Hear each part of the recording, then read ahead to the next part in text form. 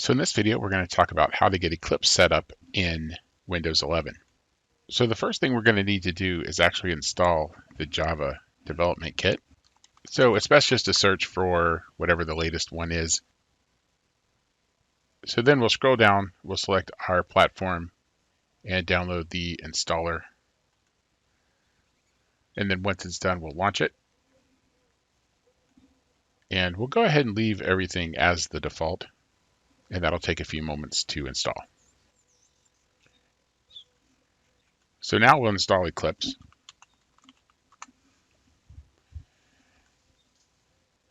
And you can go to eclipse.org to do that. Click on download and then select the download button and download Eclipse.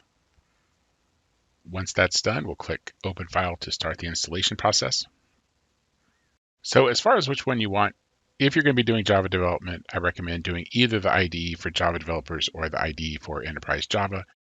IDE for Java developers will be sufficient there, and then we'll go ahead and keep all the options as their defaults.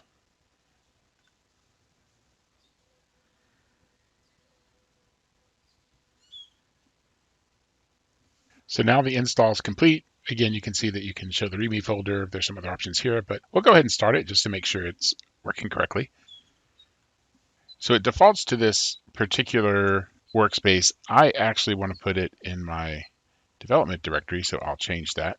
You may want to keep it as the default or set it up to whatever your particular preference is, and then I'm going to say launch. I'll go ahead and close the welcome, and I'm going to close this.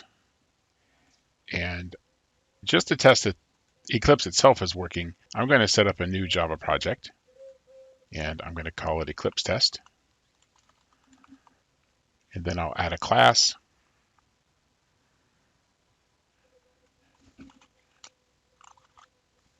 And since I didn't create it in that folder, I'll just move it there. So let me just do a quick hello world and run it execute.